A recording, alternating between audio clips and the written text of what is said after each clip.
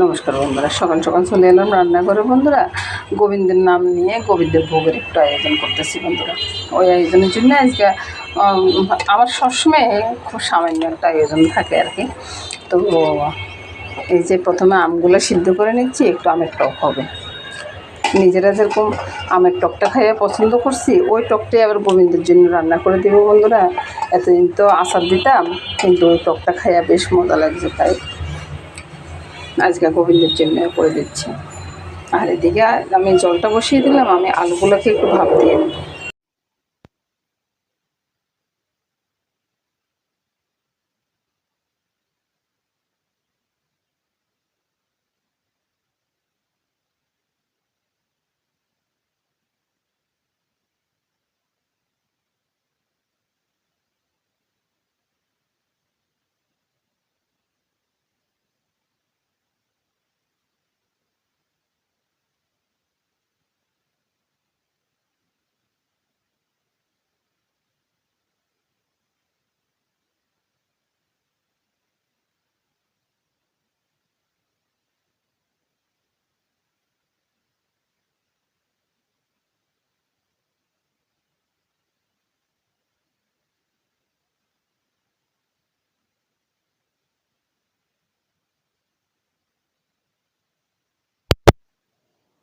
তখন আমি আওয়াজটা বন্ধ করে রাখছি।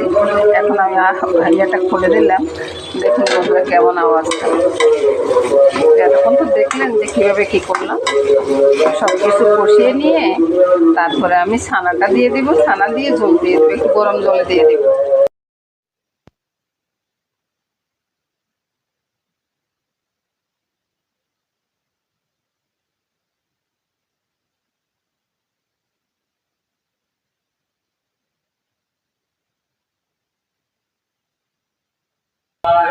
তারপর বন্ধুরা একটু দারচিনি রাশি দিয়ে কিছুক্ষণ পরে আমি নামিয়ে নেব। ছানার তরকারিটাও পরে রসটা টানে নেব। এবার গোপালের জন্য নিয়ে বাকিটা আমি অন্যদিকে রেখে দেব।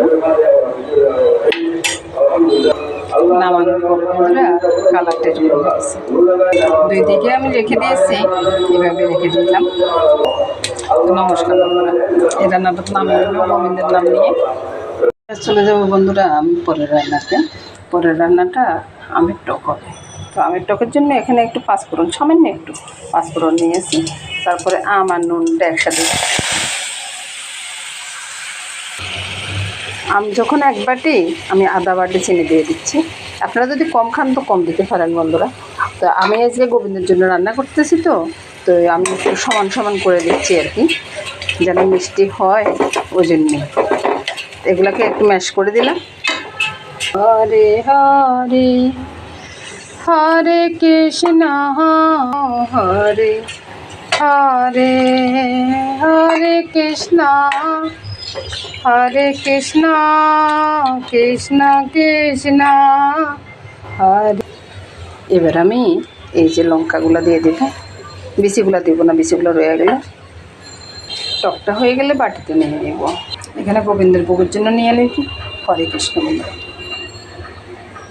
এই দিয়ে ঢেলে নিয়েছি। তো এখন এদিক দিয়ে আমি অন্নটা বসিয়ে দেবো। অন্নর জন্য বন্ধুরা তেজপাতা, এলাচি আর একটু দারচিনি দিয়ে দিচ্ছি। জলটা পলক চলে আসছে, চালটাও ধুয়ে নেব। আর এদিক দিয়ে ভাজিগুলো করে নেব, হয়ে যাবে। তো এখানে শুধু নুন হলুদটা দিয়ে রেখেছি, এটা দিয়ে মেখে নেব। যথারীতি অন্নের চাউলটা দিয়ে দিলাম, আর এদিকে ভাজিটা বসিয়ে দিলাম, ভাজিটা হয়ে যাবে। তারপরে আমি পাট শাকটা পড়া করবো। অন্নটা হয়ে গেছে বন্ধুরা। অন্নটা জর্জরা করার জন্য আমি একটু ঠান্ডা করে ফেলে দেবো। ঠান্ডা জল দিয়ে একটু নেড়ে চেড়ে নামিয়ে নেব। ভাজিগুলো কিছুটা হয়ে গেছে, আর কিছুটা চুলাতে আছে। এখানে আমি ওই যে পাট শাক করার জন্য ইয়েটা করে নেব আর কি, বাটারটা করে নেব। এখানে বন্ধুরা চিনি, নুন, কালো জিরা আর একটু তেল দিয়ে দিয়েছি, এর সাথে একটু হলুদ দিয়ে দিই। এবার আমি অল্প অল্প করে জল দিয়ে তারপরে ব্যাটারটা করে নেব। এই তো বন্ধুরা এরকম হয়েছে আর কি। তো এটাতে আমি এই পাট শাকগুলোকে এভাবে ডুবাবো, এক একটা করে নেব আর কি। ওই যে দুইটা একসাথে নেব না, এক একটা নেব, এক একটা নিয়ে এভাবে ডুবাবো। আর আমি এক হাতে মোবাইল ধরে এক হাতে কাজ করি, তো হয়তো দেখাতে একটু এদিক সেদিক হয়ে যায় বন্ধুরা, আপনারা কিছু মনে করবেন না। তো তেলটাও বেশি গরম হয়ে গেছে, এভাবে করে আবার একটু বাটারটাকে ছাড়িয়ে নেব, তারপরে কড়াটা দিয়ে দেবো। পাট শাকের বড়াটা নামিয়ে নিলাম বন্ধুরা। আর পরে দেখাবো আমি কীরকম মচমচে হয়েছে বন্ধুরা। আরেকটা আলাদা করে দিয়ে দিয়েছি, কারণ টিউশন ঠাকুরের লেগে। দেখুন বন্ধুরা কেমন মচমচে হয়েছে সব। এটা গরম, আমি ধরতে পারতেছি না, তাও দেখুন কীরকম মচমচে হয়েছে। নমস্কার বন্ধুরা। এবার বন্ধুরা আমি ভগবানের জন্য সব কিছু রেডি করতেছি, তরকারির থালাটা সাজালাম। তো বন্ধুরা অল্প কিছু রান্না দিয়ে কিভাবে সুন্দর করে আমি থালাটা সাজালাম সেটাই দেখাচ্ছি বন্ধুরা। আর অন্যের থালাটা যখন সাজাবো না, তখন আমি আর দেখাবো না, ভোগ হওয়ার পরে আমি দেখাবো। এই হলো আমার ভগবানকে অর্পণ করার থালাটা। নমস্কার বন্ধুরা।